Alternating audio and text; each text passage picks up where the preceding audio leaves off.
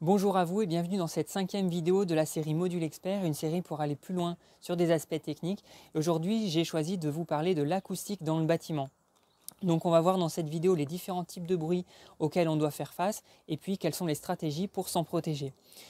Alors il faut savoir d'abord que quand on parle d'acoustique, il y a deux principes qui sont complémentaires et dont on va devoir tenir compte. Le premier principe, c'est l'isolation acoustique qui consiste à limiter la propagation des bruits d'un espace à l'autre, entre un extérieur et un intérieur ou entre deux pièces différentes.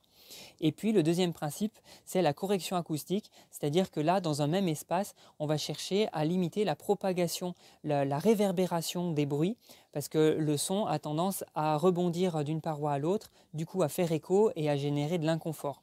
Donc ça, c'est une problématique qu'on retrouve particulièrement dans les grandes pièces, dans les équipements publics comme les écoles, les salles de spectacle ou les gymnases.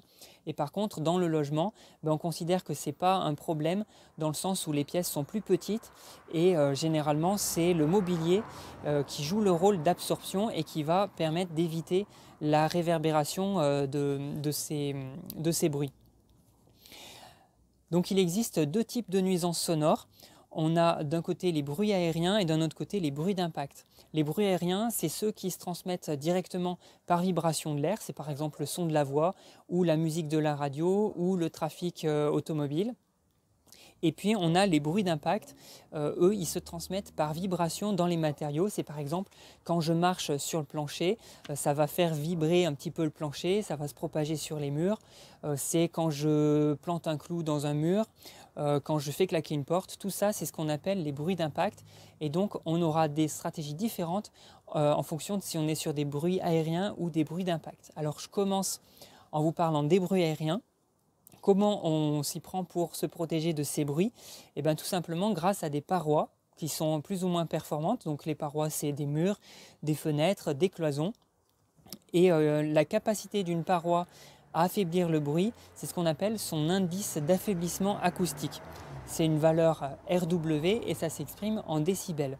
Pour vous donner un exemple, si je prends une paroi qui a un affaiblissement acoustique, un RW de 40 décibels, j'ai à l'extérieur, admettons, une voiture qui fait du bruit à hauteur de 80 décibels. Ça veut dire que ma paroi va en enlever 40 et il me restera 40 à l'intérieur. Donc on aura réduit drastiquement le bruit.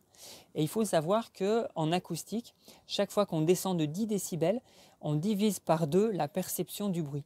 Donc ça veut dire que là, comme j'en ai enlevé 40, j'ai enlevé 10 4 fois. Donc en fait, j'ai divisé par 16 la perception du bruit à l'intérieur. Alors on a deux types de matériaux qui vont constituer ces parois et avec lesquels on va jouer pour avoir des bonnes performances. D'abord on a les matériaux de masse, donc ça c'est les matériaux rigides, massifs et lourds, comme par exemple le béton, la pierre, la terre crue. Donc tout ça c'est des matériaux qui sont très bons pour l'affaiblissement acoustique. C'est ce qu'on appelle la loi de masse en fait, plus un matériau est lourd et épais et mieux il isole. Si je prends un exemple, avec un mur en béton d'épaisseur 18 cm, je vais avoir un affaiblissement acoustique de 60 décibels, ce qui est une très bonne performance. La deuxième catégorie de matériaux, c'est les matériaux ressorts. Donc ça, c'est des matériaux qui sont légers et mous, comme les isolants, par exemple la laine de verre, la laine de bois. Et c'est des matériaux qui sont beaucoup moins bons s'ils sont utilisés seuls, mais par contre ils deviennent très pertinents quand ils sont associés à des matériaux de masse. Et donc c'est là-dessus qu'on va jouer pour constituer des parois qui font un effet de masse-ressort-masse. C'est le cas des cloisons SAD, c'est les cloisons qu'on utilise pour séparer entre deux logements dans des immeubles collectifs. Qui ont une très bonne performance acoustique. Et en fait là on est sur d'un côté deux plaques de plâtre. La plaque de plâtre, ça joue le rôle de matériau de masse. Ensuite, on a un isolant et ensuite, on a trois plaques de plâtre. Donc, on a bien notre ensemble masse, ressort, masse.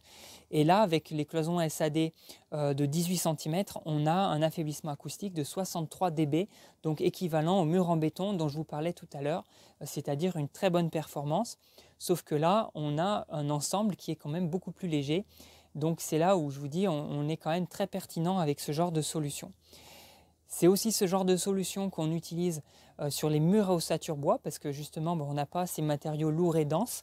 On a une ossature qui est régulière et entre laquelle on a de l'isolant. Et on va utiliser un matériau de masse extérieure et intérieure et du coup on aura une bonne performance acoustique.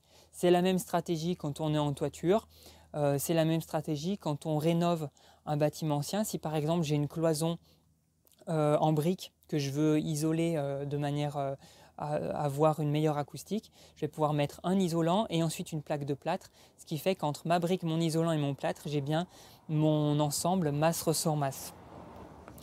Une fois qu'on a fait ça, qu'on a une paroi très performante, il faudra bien sûr veiller à ne pas avoir de points faibles parce qu'il faut savoir que le moindre trou, la moindre fissure ou le moindre joint qui est mal fait autour d'une menuiserie, ça ruine tout de suite tous les efforts qu'on aura fait sur la paroi parce que le principe est simple en acoustique, c'est que là où l'air passe, le bruit passe.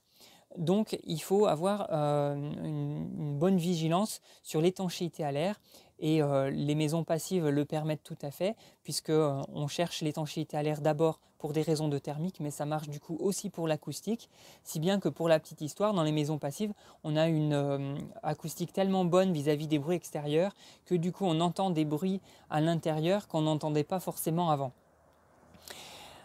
Voilà, du coup maintenant j'en viens au bruit d'impact. Là la stratégie est complètement différente.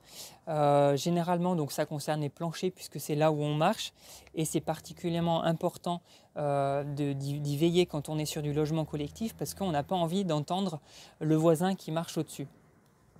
Donc là, la stratégie, ça consiste à désolidariser les choses. En fait, on va placer un matériau ressort entre la structure porteuse, entre la dalle en béton ou le plancher en bois, et le revêtement de sol. Ça peut être une chape et un carrelage ou un parquet bois. Donc entre ces deux éléments, on va placer ce qu'on appelle la sous-couche acoustique ou le résilient acoustique. C'est un matériau qui est assez fin. Et le plus connu, c'est ce qu'on appelle l'assour, mais ça existe aussi en matériaux biosourcés et même économiquement, c'est très pertinent. On a par exemple la fibre de coco, le liège ou le chanvre. Et donc, c'est ce matériau fin qui est positionné entre les deux permettra d'éviter que quand on marche dessus, on évitera que le son se propage sur le plancher et ensuite sur toute la structure de l'immeuble. Donc, ça permettra de garder un bon confort. Voilà pour aujourd'hui. Bien sûr, on pourrait développer le sujet avec des exemples plus concrets. Je vous ai donné les grandes généralités pour savoir comment aborder cette problématique. Et n'hésitez pas à me poser des questions, je suis toujours ravi de vous répondre.